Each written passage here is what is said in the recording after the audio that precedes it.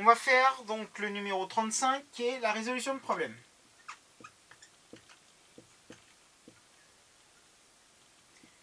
Hein, résolution, problème. Alors, on vous dit la grande dureté du corindon, deuxième minéral naturel le plus dur après le diamant, le destine à des opérations qui visent, comme le grenaillage, à décaper une surface. Quel est l'élément X dont l'ion forme avec un ion de l'oxygène le composé X2O3?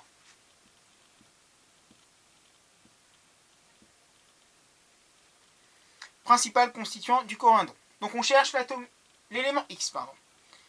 On sait que la charge du nuage électronique de l'ion formé par l'élément X dans cette espèce est Q égale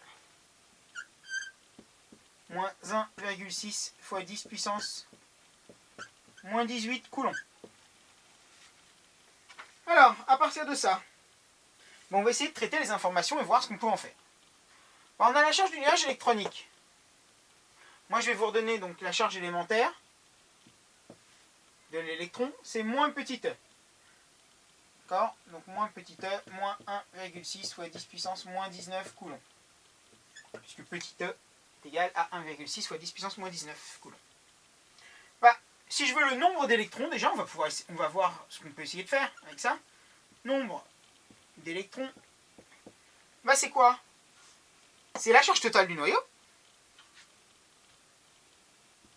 divisé par moins E. Si je divise la charge totale du noyau par la charge d'un électron, j'aurai forcément le nombre d'électrons. Donc ça me fait Q égale moins 1,6 fois 10 puissance moins 18 coulombs sur moins E, donc moins 1,6 fois 10 puissance moins 19. Ici, la charge Q est d'office négative, et j'ai pris moins petit e, donc moins 1,6 fois 10 puissance moins 19, moins par moins, on aura bien un nombre positif. Ça, je peux l'enlever, ça se simplifie. Donc 10 puissance moins 18 sur 10 puissance moins 19, nous aurons 10 électrons. Donc je sais que dans le nuage électronique, j'ai 10 électrons. Maintenant, donc ça c'est une information que j'ai traitée. On va essayer maintenant de voir ce qu'on peut faire avec X2O3. Je sais que l'élément X dont je ne connais pas la charge, donc je vais mettre petit x puisque je ne la connais pas pour l'instant, plus la charge O2- forme X2O3 solide. Donc j'ai un 3 après l'oxygène, donc je vais le remettre ici. Et je sais que j'ai un 2 devant le X, c'est-à-dire que je vais avoir un 2 ici. Et la charge totale, encore une fois, de la molécule vaut 0. Donc je vais poser une équation. Je sais que 2 multiplié par petit x plus 3 multiplié par moins 2 doit être égal à 0.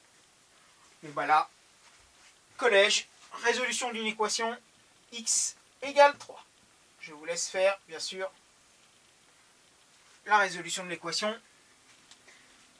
Nous aurons donc une charge positive, ici, plus 3, que je vais mettre là. Et effectivement, on se retrouve avec plus 6 en charge, moins 6, la somme des deux fait bien 0. Donc,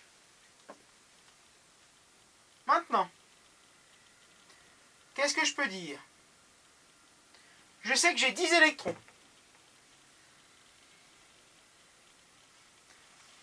Donc, je sais que ici on a une charge positive. Ça veut dire que pour former l'ion, il a été obligé de perdre 3 électrons. Donc, la structure électronique, de l'ion X3+, c'est 10 électrons, donc K2L8. Donc, il a été obligé de perdre 3 électrons, l'élément, pour former son ion. Donc, je vais lui rajouter ces 3 électrons sur la couche suivante, M. Voilà. K2, L8, M3 pour l'élément X. Son numéro atomique, donc, ce sera 2 plus 8 plus 3, Z égale 13. Et Z égale 13, c'est l'aluminium. Voilà. Donc on a traité toutes les informations qu'on avait.